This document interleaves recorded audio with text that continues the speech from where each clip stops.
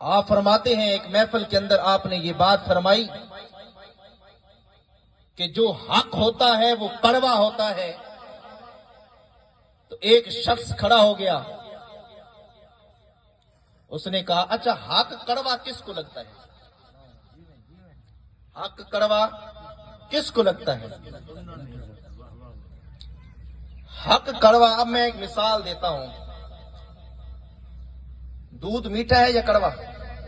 جی یار نعت خان کے لیے بولتے رہے ہو تو تھوڑا سا بولو. دودھ کیا ہے؟ میٹھا. تے جس نو ملیریا دی بیماری ہوئے اس نو دودھ میٹھا لگتا ہے یا کڑوا؟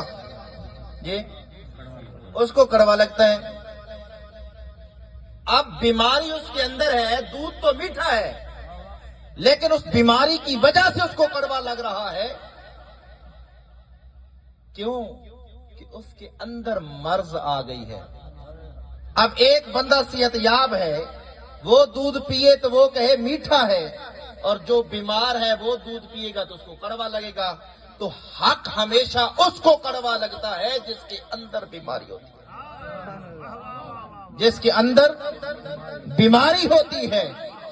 اور اس بیماری کو نکالنے کے لیے اللہ والے حق بیان کرتے ہیں تاکہ تیرے اندر سے بیماری نکل جائے, تو صحت مند ہو جائے. اور اندر کی بیماری جب نکل جاتی ہے تو پھر بندہ مومن بنتا ہے. کون بنتا ہے جی؟ مومن. تے مومن کی نشانی یہ ہے کہ اگر مومن کے سامنے حضور کے اصحاب کا ذکر کیا جائے تو بھی ان کے ایمان بڑھ جاتے ہیں, اور حضور کی آل کا ذکر کیا جائے تو بھی ان کے ایمان بڑھ جاتے ہیں. نعرہ تکبیر، نعرہ رسالت، نعرہ خلافت، نعرہ حیدری. اس لیے مومن وہ ہوتا ہے جو حضور کے اصحاب کا بھی غلام ہو, مومن وہ ہوتا ہے جو حضور کی آل کا بھی غلام ہو.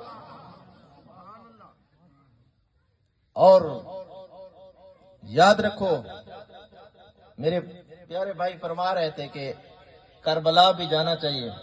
میں الحمدللہ خود 2 دفعہ ہو کے آیا ہوں, حاضری دے کے آیا ہوں. زیادہ دفعہ اللہ پاک سب کو نصیب کرے, لیکن کربلا جانا اس کو نصیب ہوتا ہے جس کو مسجد میں جانا نصیب ہوتا ہے. جس کو مسجد میں جانا نصیب نہیں ہوتا اس کو کربلا بھی جانا نصیب نہیں ہوتا. اگر چاہتے ہو کہ ہمیں کربلا جانا نصیب ہو تو پھر جس کے لیے, جس کو بچانے کے لیے امام علی مقام کربلا گئے تھے, پہلے اس کو قائم کرو. امام پاک کیوں گئے تھے کربلا کے اندر؟ کیوں گئے تھے؟ مسجد نبوی کے اندر نماز پڑھنا 50,000 نماز کا ثواب ہے. کتنی نمازوں کا؟ 50,000 نمازوں کا. مسجد نبوی میرے آقا کی مسجد کے اندر ساری دنیا ترستی ہے حضور کے روزے پر جانے کے لیے, حضور کے روزے کی زیارت کرنے کے لیے. ساری دنیا ترستی ہے مدینہ جانے کے لیے, اور امام علی مقام وہ 50,000 جہاں نماز کا ثواب ملتا ہے وہ جگہ بھی چھوڑ رہے ہیں, نانے کا روزہ بھی چھوڑ رہے ہیں, وہ زیارتیں بھی چھوڑ رہے ہیں, اور آ کر چٹیل میدان کربلا کے اندر ڈیرا لگا رہے ہیں. وجہ کیا ہے؟ کربلا صرف تقریریں اور منقبتیں اور صرف ان کی شان سننے کے لیے نہیں ہے. جب تک امام علی مقام کے جانے کا مقصد نہیں اپنائے گا تو پھر بات وہی ہے کہ اوپر سے تو مومن ہے لیکن اندر بیماری ہے, تیرے اندر بیماری ہے. اور اللہ کی عزت کی قسم, اگر تیرے اندر کی بیماری ختم ہو جائے تجھے کربلا جانے کی ضرورت ہی نہیں پڑے گی. کربلا والا تجھے یہیں نظر آ جائے گا, وہ یہیں نظر آ جائے گا. اب میں کہوں کہ میں امام علی مقام کا محب بھی ہوں, اور جس کے لیے امام علی مقام نے قربانی دی, 72 تن قربان کر دیے, معصوم اصغر قربان کر دیا, جوان اکبر قربان کر دیا, وہ نماز پڑھتے ہوئے مجھے موت پڑتی ہو. مسجد میں جاتے ہوئے مجھے موت پڑتی ہو اور پھر کہوں مجھے امام علی مقام مجھے بچا لیں گے یا علی مولا کائنات بچا لیں گے، تو یہی تو منافقت ہے، اسی کو تو منافقت کہتے ہیں۔ حضرت علی مولا کائنات نے فرمایا ہم سارے یزید پر لعنت بھیجتے ہیں، بھیجتے ہیں یا نہیں بھیجتے؟ الحمدللہ یہ ہمارا ایمان کا تقاضا ہے، یہ ہمارا ایمان ہے۔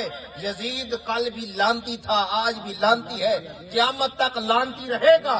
یہ تو ہم لعنت بھیج رہے ہیں۔ آئیں ذرا سنیں علی مولا کائنات نے کس پر لعنت بھیجی ہے؟ آخر مولا کائنات نے بھی تو لعنت بھیجی ہے نا۔ اٹھاؤ علامہ ابن سیرین کی کتاب سیرت ابن سیرین، حضرت علی مولا کائنات نے فرمایا جو شخص مجھ سے محبت کا دعویٰ کرتا ہے، کس کا دعویٰ جی؟ محبت کا دعویٰ کرتا ہے، وہ اللہ کی حدودوں کی پاسداری نہیں کرتا، فرمایا اس پر اللہ کی بھی لعنت ہو، علی کی بھی لعنت ہو۔ کہ جو علی مولا کائنات سے محبت کا دعویٰ کرے لیکن اللہ کی حدودوں کی پاسداری نہ کرے، اللہ کے قانون کا حیا نہ کرے، اللہ کے احکامات کا حیا نہ کرے، اس پر تو علی مولا کائنات نے لعنت بھیجی ہے۔ ہم جھوٹ نہ چھوڑیں،